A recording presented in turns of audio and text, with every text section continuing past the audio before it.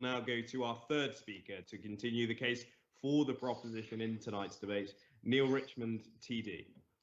Thank you very much, Mr. Chairman. And may I start by thanking the previous speaker for so generously taking 2 points of information. Indeed, I think myself and Matthew are responsible for you going over time.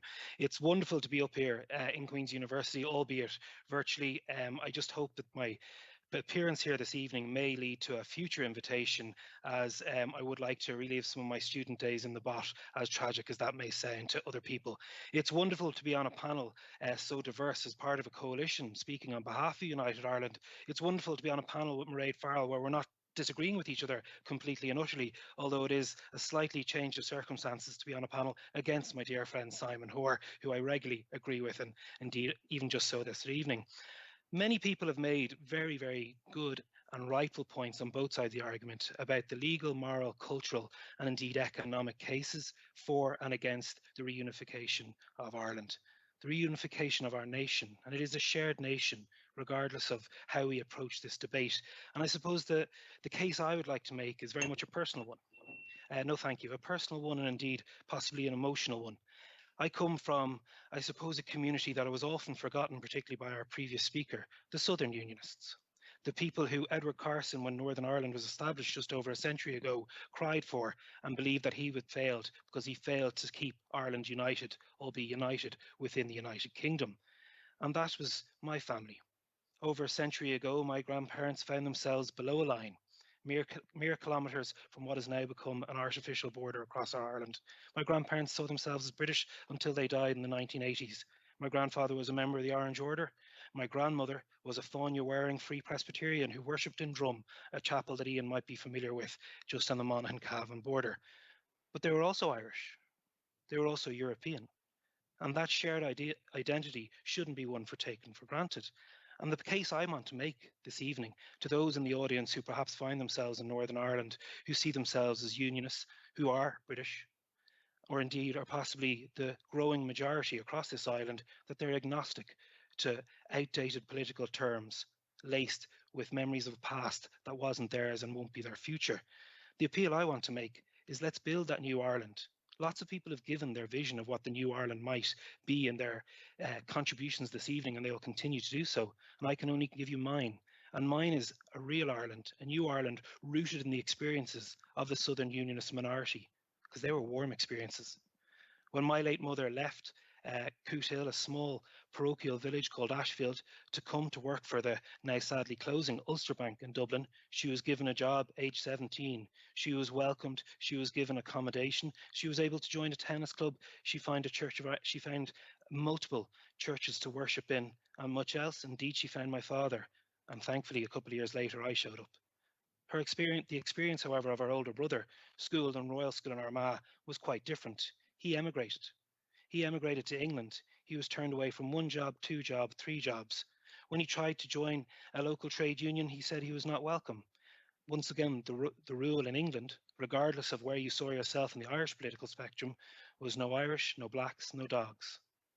My uncle made peace with that, and he was able to develop a real sense of identity. He lives happily with his German wife in Surrey, but what he's seen in the last few years is his true identity being torn away by the fallacy that is Brexit. So I want to make the case that the Ireland that I live in now, that my family has been able to live in, my family who a generation ago saw a mixed marriage as being Presbyterian and Church of Ireland, has lost any concern with those sort of religious concerns. Rather, we look to Northern Ireland and we don't see a different entity. We don't see rivals. We don't look with scorn, but we see a shared people. Previous speaker makes references to the divisions between the IFA and the FAI, but anyone with a knowledge of football really knows that that comes down to voting rights in FIFA rather than any cultural divisions. And yes, he may point to rugby football, my chosen sport, as being one based on class, but you can't say the same for Irish boxing that fields United teams, or indeed Irish athletics, and so much more. And the opportunities given to people like Barry McGuigan to compete for Ireland and for Northern Ireland in Commonwealth Games, Olympics alike, and being the world champion hero of my youth. Mr. Chairperson, we have lots of very pressing, important, difficult issues to discuss in this island. I am one who is not in a rush about pushing this debate. I don't want to force a united Ireland on anyone. I appreciate the very delicate balance that we are in post-Brexit, finally having the institutions of the Northern Executive back up and running. But that should not stop me or anyone who shares my opinions from continuing to work for the aspiration of a truly united, shared, whole Ireland. Because Ireland is a nation, it is a people, it is a geographic reference to an entire island, but I think it goes so much more deeper. And when I look in my phone last night, my 3 previous text messages were to, one of which was to the godfather of my own daughter from a lovely place called Dunmurry, voted against the Good Friday Agreement. I had the great pleasure of signing his Irish passport application form last year, as he now settles in France with his French wife and 2 beautiful daughters, who have all been reared being Irish, Northern Irish, British, and now equally French. So I think we approach this from soft opinions if we want to, but that's where it'll be won. And whether people like it or not, this discussion will continue to reign. And as much as I will always and continuously push my absolute belief that a united Ireland, a reunited Ireland, is of everyone's benefit, economically, socially, culturally, historically, I recognise the very many key points that will be made by people who believe that Northern Ireland is the distinct place that should remain within the UK. How much longer the United Kingdom stays in its current format, I don't know. We'll see what May's elections in Scotland will bring. Very interesting comments from Mark Drakeford, the First Minister of Wales, over the weekend. We look at election results in Northern Ireland with much interest here in the Republic, because we do believe that we can build towards a better shared Ireland. And we want to keep people on that journey. And my message to people on this panel who are a little bit concerned, who remarkably call Simon Coveney, of all people, the hard cop, the bad cop. Myself and Simon enjoyed Ireland versus England's first Test cricket match together in Lords not too long ago. He's certainly not the bad cop that some people would like to make him out to be. My message is, quite clearly, we want you. We don't want your money.